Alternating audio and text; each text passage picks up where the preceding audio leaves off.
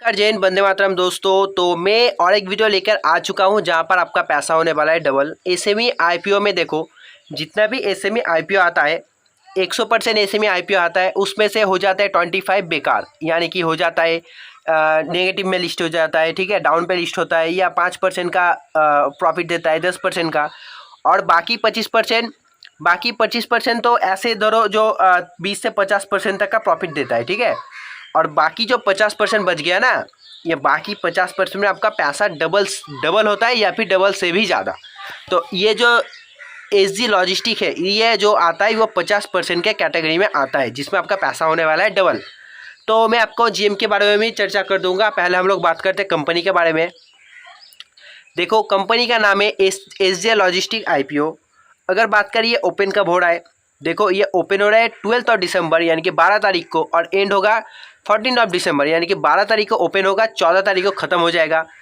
इस आईपीओ का face value 10 rupees पर शेयर रहने वाला है, और जो प्राइस बैंड है ना, प्राइस बैंड 125 है, 125, और आपको कटअप पर ही अप्लाई करना है, जो कि हो जाता है 125। और जो एक लॉट है, एक लॉट पे आपका शेयर रहने वाला है 1000, ठीक है, 1000 शेयर और 125 हो जाता है आपका प्राइस बैंड। तो इस हिसाब से आपका एक लॉट पे कितना पैसा लग जाएगा, तो देखो इस हिसाब से आपका एक लॉट पे 1,25,000 यानी कि 1,25,000 पैसा आपका लगने वाला है एक लॉट पे। और बात करें देखो अलॉटमेंट की, तो देखो 12 को ओपन हो गया, क्लोज हो गया 14 को। Basis of allotment T+3 day के हिसाब से, T+3 डे के हिसाब से आपका जो अलॉटमेंट आपको नेक्स्ट डे को देखने को मिलेगा, यानी कि 15 दिसंबर। आपका रिफंड भी उसी दिन मिलता है 15 दिसंबर को, और जो शेयर क्रेडिट के दिन भी मिलता है।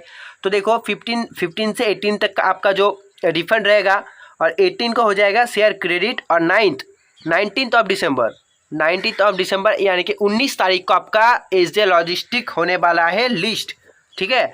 ये कहाँ पर लिस्ट होगा, तो ये लिस्ट होगा एनएसी एसएमई पर, एनएसी पर नहीं होगा, ठीक है। आप वो ये अलग है, ठीक है, एनएसी एसएमई अलग है और सिर्फ एनएसी अलग है। ये सिर्फ एसएमई कंपनीज के लिए है, तो ये लिस्ट होने वाला है एनएसी एसएमई पर। तो चलिए बात करते हैं आगे। अगर पोर्शन की बात करें तो देखो QIB को मिला है 50%, रिटेल को मिला है 35%, और एच एन आई बिग एच को मिला है 15%।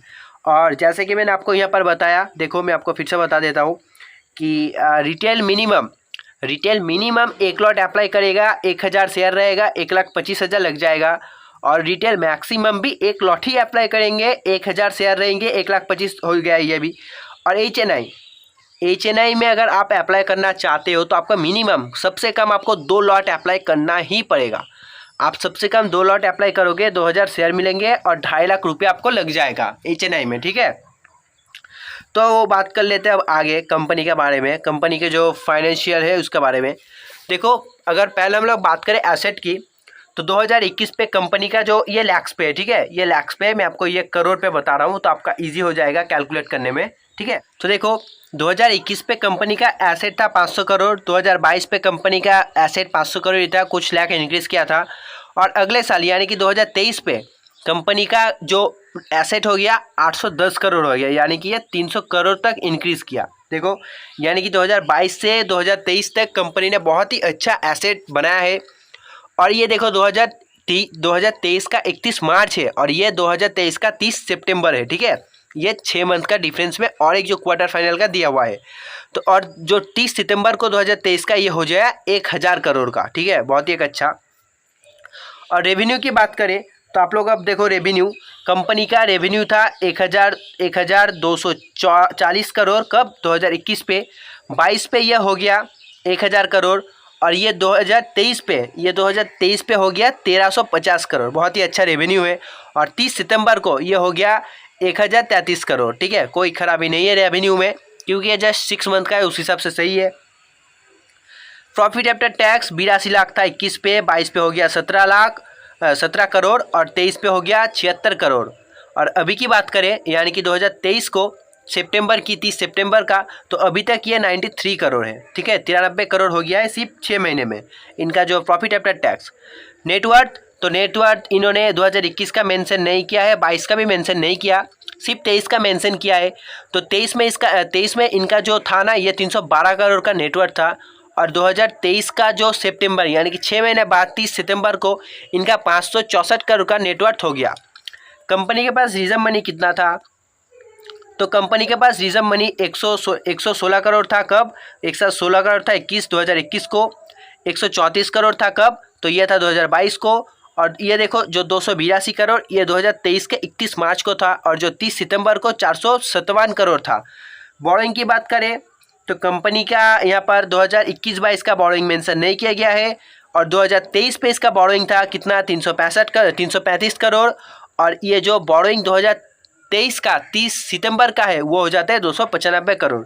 यानी कि देखो सब कुछ इंक्रीज़ किया है, बोरोइंग यहाँ पे डिक्रीज़ किया है। यानी बोरोइंग तो जितना कम रहेगा उतना कंपनी का अच्छा, और कंपनी सब कुछ इंक्रीज़ कर रहा है, सिर्फ बोरोइंग ही डिक्रीज़ कर रहा है। तो ये कंपनी का बहुत ही एक अच्छा जो इम्पैक्ट पड़ने वाला है कंपनी में। और अगर बात करिए लिस्ट आपको कहाँ पर देखने को मिलेगा, तो देखो ये आपको लिस्ट आपको देखने को मिलेगा मासीटाला, ठीक है। मासीटाला पर सिक्योरिटीज़ पर आपको ये लिस्ट होता हुआ देखने को मिलेगा। तो मैंने आपको पूरा रिव्यू दे दिया, आपको कंपनी कैसा है, कैसा क्या है, कितना वैल्यूएशन ला रही है, और इसका जो जीएमपी, तो हम जीएमपी के बारे में भी आगे डिस्कस करेंगे, और मैं आपको बताऊंगा आपको अप्लाई करना चाहिए कि नहीं। तो चलिए पहले डिस्कस कर लेते हैं जीएमपी के बारे में। तो अगर मुझे पूछो कि मैं इसे अप्लाई करने वाला हूँ या नहीं, तो हाँ दोस्तों मैं तो अप्लाई करूँगा, और आप भी करो, चूकना मत, ठीक है। जो भी मिल रहा है पूरा समेट लो। आईपीओ ख़राब नहीं है, बहुत ही एक अच्छा वैल्यूएशन वाला आईपीओ है। जीएमपी तो आपको देखो पैसा डबल करेगा, तो मैंने कह दिया पहले तो पैसा डबल ही करेगा। तो चलिए बात कर लेते हैं अब जीएमपी की। तो देखिए एचजे लॉजिस्टिक का जीएमपी अभी चल रहा है 90 रुपीज़। मैंने आपका इसका प्राइस बताया 125 का जीएमपी चल रहा है 90 का, और उस हिसाब से आपका एक लॉट पे 72% का प्रॉफिट हो सकता है, ठीक है। 72% का प्रॉफिट होगा।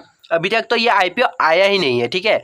अभी तक ये आईपीओ ओपन ही नहीं हुआ है, तो जो 72% का प्रॉफिट जब ओपन होगा इस पर QIB एंटर करेंगे, HNI एंटर करेंगे, और इनका सब्सक्रिप्शन ऐसे भागेगा ऊपर।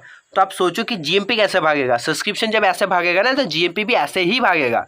और ये जो आपको 72 दिखने को मिल रहा है ना, आईपीओ ओपन होने दो, ये आपको 100% से ज़्यादा का मुनाफा देने वाला है। अगर आप रेगुलर आईपीओ अप्लाई करते हो तो इतना नॉलेज तो आपका होगा ही, ठीक है, कि अभी जो जीएमपी है आईपीओ ओपन होगा, QIB का सब्सक्रिप्शन आएगा, लेटेस्ट जीएमपी आएगा, तो ये बहुत ज़्यादा इंक्रीज़ कर जाएगा, ठीक है। तो 100% से भी ज़्यादा। तो आज के वीडियो बस इतना ही, मेरा पर्सनल व्यू, आप अप्लाई करो, मैं भी अप्लाई करने वाला हूँ। तो दोस्तों आज के वीडियो बस इतना ही, तब तक बाय, जय हिंद जय भारत।